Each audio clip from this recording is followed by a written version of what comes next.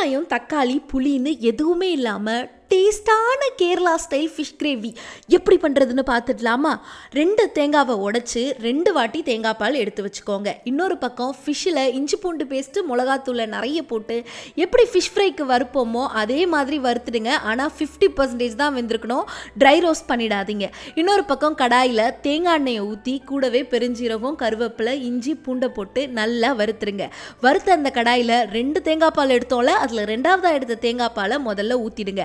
அது நல்லா கொதிச்சு வந்த பிறகு வறுத்து வச்சிருக்க எல்லா மீனையும் அதில் போட்டுருங்க. அதுவும் கொதிச்சு வந்த பிறகு கடைசியாக முதல்ல எடுத்து வச்சிருக்க தேங்காய் பாலை அப்படியே எடுத்து ஊற்றி கொதிச்சு வந்ததுக்கு பிறகு நிறுத்திடுங்க. டேஸ்டான சுவையான Kerala style fish gravy ready ஆகிடும். அண்ட் இதை ஒரு வாட்டி வச்சு கொடுத்துட்டிங்கன்னா திருப்பியும் நம்ம ஊர் மீன் குழம்பை மறந்துட்டு இந்த ஃபிஷ் கிரேவி தான் வேணும் அப்படின்னு வீட்டில் எல்லாரும் அடம்பிடிக்க ஆரம்பிச்சிருவாங்க. அண்ட் சமைச்சு பார்த்துட்டு முதல்ல நீங்கள் சாப்பிட்டுட்டு எப்படி இருந்துச்சுன்னு மறக்காமல் கமெண்ட் செக்ஷனில் கமெண்ட் பண்ணிட்டு போங்க.